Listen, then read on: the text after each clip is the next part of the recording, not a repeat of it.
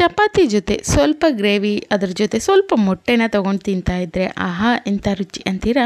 1-2 ಚಪಾತಿ ತಿನ್ನೋ ಅಂಥವ್ರು ಕೂಡ 5-6 ಚಪಾತಿನ ತಿನ್ನಲಿಕ್ಕೆ ಶುರು ಮಾಡ್ತೀರಾ, ಅಷ್ಟು ರುಚಿಯಾಗಿರುತ್ತೆ ಇವತ್ತಿನ ಈ ಒಂದು ಮೊಟ್ಟೆ ರೆಸಿಪಿ. ಮಕ್ಕಳಿಗೂ ದೊಡ್ಡವ್ರಿಗೂ ಎಲ್ರಿಗೂ ಇಷ್ಟ ಆಗುತ್ತೆ. ಇವತ್ತಿನ ಈ ಒಂದು ರೆಸಿಪಿ ಟ್ರೈ ಮಾಡಿ ನೋಡಿ. ಒಂದು ಬೌಲಿಗೆ ನಾನಿಲ್ಲಿ ಒಂದು 6 ಮೊಟ್ಟೆಗಳನ್ನು ನೋಡಿ ಈ ರೀತಿ ಒಡೆದ್ಬಿಟ್ಟು ಹಾಕ್ಕೊಳ್ತಾ ಇದ್ದೀನಿ. ನಾನು ಮಾಡ್ತಿರೋ ಅಂಥದ್ದು ಒಂದು 3-4 ಜನಕ್ಕೆ ಆರಾಮಾಗಿ ಆಗುತ್ತೆ, ಒಂದು ಹೊತ್ತಿಗೆ ಆಗುತ್ತೆ. ನೀವು ಜಾಸ್ತಿ ಪ್ರಮಾಣದಲ್ಲಿ ಮಾಡ್ಕೊಳ್ತೀವಿ ಅಂದರೆ ಮೊಟ್ಟೆಗಳನ್ನು ಇಲ್ಲಿ ಜಾಸ್ತಿ ತೊಗೊಳ್ಬೇಕಾಗತ್ತೆ.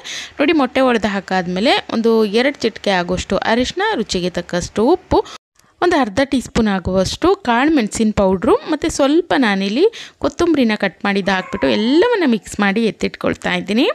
ಈ ಕಡೆ ಒಂದು ಬಾಣಲೆನ ಬಿಸಿಗೆ ಇಟ್ಕೊಂಡಿದ್ದೀನಿ. ಅದರಲ್ಲಿ ಒಂದು 2 ಸ್ಪೂನ್ ಆಗುವಷ್ಟು ಎಣ್ಣೆನ ಹಾಕ್ಕೊಳ್ತಾ ಇದ್ದೀನಿ. ಎಣ್ಣೆ ಸ್ವಲ್ಪ ಜಾಸ್ತಿ ಹಾಕ್ಕೊಳ್ಳಿ, ರುಚಿಯಾಗಿರುತ್ತೆ.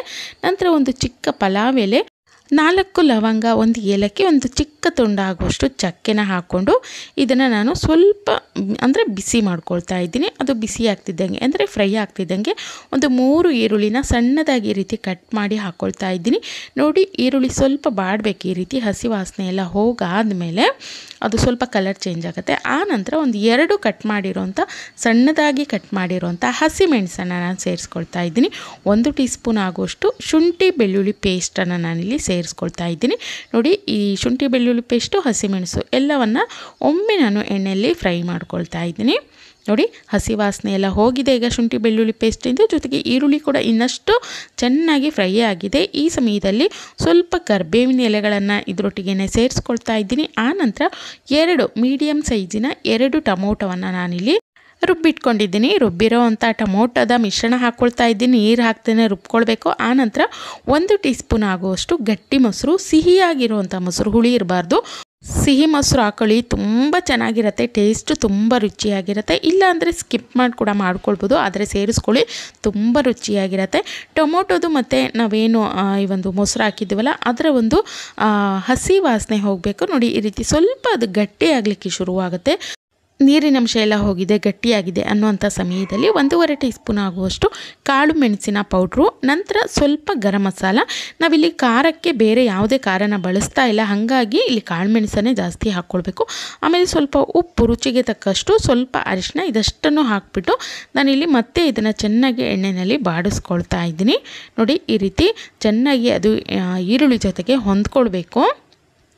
ಆನಂತರ ನಾನಿಲ್ಲಿ ಒಂದು ಅರ್ಧ ಲೋಟದಷ್ಟು ನೀರನ್ನು ಸೇರಿಸ್ಕೊಳ್ತಾ ಇದ್ದೀನಿ. ಇದು ತುಂಬ ತೆಳುವಾಗಿರಬಾರ್ದು, ಗ್ರೇವಿ ಗಟ್ಟಿಯಾಗಿಯೇ ಇರಬೇಕು, ಹಾಗಾಗಿ ನಾನಿಲ್ಲಿ ಒಂದು ಅರ್ಧ ಲೋಟ, ಆಮೇಲೆ ಒಂದು ಸ್ವಲ್ಪ ಒಂದು 1/4 ಲೋಟದಷ್ಟು ನೀರನ್ನು ಸೇರಿಸ್ಬಿಟ್ಟು ಇದನ್ನು ಮುಚ್ಚಳವನ್ನು ಮುಚ್ಚಿ ನಾನು 2 ನಿಮಿಷ ಬೇಯಿಸ್ಕೊಳ್ತಾ ಇದ್ದೀನಿ.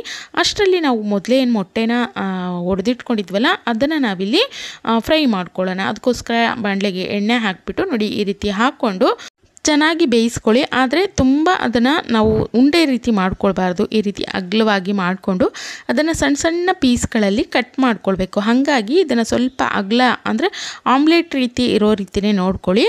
ಆನಂತರ ಈ ರೀತಿ ಕಟ್ ಮಾಡ್ಕೊಳ್ತಾ ಇದ್ದೀನಿ. ತುಂಬ ಚಿಕ್ಕ ಚಿಕ್ಕ ಪೀಸ್ಗಳಲ್ಲಿ ಕಟ್ ಮಾಡ್ಕೊಳ್ಬಾರ್ದು, ಅದು ಕೈಗೆ ಸಿಗೋದಿಲ್ಲ, ಜೊತೆಗೆ ಆ ಗ್ರೇವಿನಲ್ಲಿ ಮಿಕ್ಸ್ ಆಗಿಬಿಡತ್ತೆ. ಹಾಗಾಗಿ ಈ ರೀತಿ ದೊಡ್ಡನಾಗಿ ಕಟ್ ಮಾಡಿಕೊಂಡು ಹಸಿ ವಾಸನೆ ಎಲ್ಲ ಹೋಗಿ ಚೆನ್ನಾಗಿ ಬೆಂದಿದೆ ಅನ್ನೋವಂಥ ಸಮಯದಲ್ಲಿ, ಫ್ರೈ ಆಗಿದೆ ಅನ್ನೋವಂಥ ಸಮಯದಲ್ಲಿ ನಾವು ಇದರೊಟ್ಟಿಗೆ ಸೇರಿಸ್ಕೊಳ್ಬೇಕು. ನೋಡಿ ಈ ಕಡೆ ನಮ್ಮ ಗ್ರೇವಿ ಕೂಡ ಗಟ್ಟಿಯಾಗಿದೆ, ತುಂಬ ತೆಳು ಆಗಿರಬಾರ್ದು. ಈ ಒಂದು ಹದದಲ್ಲಿ ಇರುವಂಥ ಸಮಯದಲ್ಲಿ ನಾವು ಕಟ್ ಮಾಡಿಟ್ಕೊಂಡಿರುವಂಥ ಈ ಒಂದು ಮೊಟ್ಟೆ ಏನಿತ್ತು ಅದನ್ನು ಸೇರಿಸ್ಕೊಳ್ತಾ ಇದ್ದೀನಿ. ನೋಡಿ ಈ ರೀತಿ ಮಿಕ್ಸ್ ಮಾಡಿಕೊಂಡು ಒಂದು 2 ನಿಮಿಷ ಇದನ್ನು ಬೇಯಿಸ್ಕೊಂಡ್ಬಿಟ್ರೆ ನಮ್ಮ ಈ ಒಂದು ಮೊಟ್ಟೆ ರೆಸಿಪಿ, ಸೂಪರಾಗಿರುವಂಥ ಮೊಟ್ಟೆ ರೆಸಿಪಿ ರೆಡಿ ಆಗುತ್ತೆ.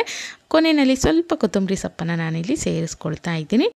ನೋಡಿ ತುಂಬ ರುಚಿಯಾಗಿರೋವಂಥ ಒಂದು ಒಳ್ಳೆ ಮೊಟ್ಟೆ ರೆಸಿಪಿ ಅನ್ನೋವಂಥದ್ದು ರೆಡಿಯಾಗಿದೆ. ತುಂಬ ಸೂಪರಾಗಿರುತ್ತೆ, ನಾನ್ ಜೊತೆಗೂ ಕೂಡ ಚೆನ್ನಾಗಿರುತ್ತೆ, ಚಪಾತಿ ಜೊತೆ, ರೊಟ್ಟಿ ಜೊತೆ ಸೂಪರ್ ಕಾಂಬಿನೇಷನ್ ಅಂತಲೇ ಹೇಳ್ಬೋದು. ಅಥವಾ ನೀವು ಇನ್ನು ಸ್ವಲ್ಪ ತೆಳು ಗ್ರೇವಿ ರೀತಿ ಮಾಡ್ಕೊಂಡ್ಬಿಟ್ರೆ ಅನ್ನಕ್ಕೂ ಕೂಡ ಸೂಪರಾಗಿರುತ್ತೆ. ಅಥವಾ ತಿಳಿ ಸಾರೆಲ್ಲ ಮಾಡ್ಕೊಂಡಿದ್ವಿ ಅನ್ನೋವಂಥ ಸಮಯದಲ್ಲಿ ಸೈಡಾಗೂ ಕೂಡ ಇದನ್ನು ಬಳಸ್ಕೊಳ್ಬೋದು, ತುಂಬಾ ರುಚಿಯಾಗಿರುತ್ತೆ. ಹೊಸ ಒಂದು ರೆಸಿಪಿ ಅಂತಲೇ ಹೇಳ್ಬೋದು. ಅದರಲ್ಲೂ ಈ ಒಂದು ಚಪಾತಿ ಜೊತೆಗಂತೂ ಸೂಪರ್ ಕಾಂಬಿನೇಷನ್ ಅಂತಲೇ ಹೇಳ್ಬೋದು. ಬೇಡ ಅಂತಂದವ್ರು ಕೂಡ ಇಷ್ಟಪಟ್ಟು ತಿಂತಾರೆ ಅಂಥ ಒಂದು ಒಳ್ಳೆಯ ಮೊಟ್ಟೆ ರೆಸಿಪಿ ಇವತ್ತಿನ ಈ ಒಂದು ವಿಡಿಯೋದಲ್ಲಿ ಶೇರ್ ಮಾಡ್ಕೊಂಡಿದ್ದೀನಿ. ವಿಡಿಯೋ ಇಷ್ಟ ಆಗಿತ್ತು ಅಂದರೆ ಲೈಕ್ ಮಾಡಿ, ಮತ್ತಷ್ಟು ಹೊಸ ವಿಡಿಯೋಗಳಿಗಾಗಿ ಸಬ್ಸ್ಕ್ರೈಬ್ ಮಾಡ್ಕೊಳ್ಳಿ. Thank you.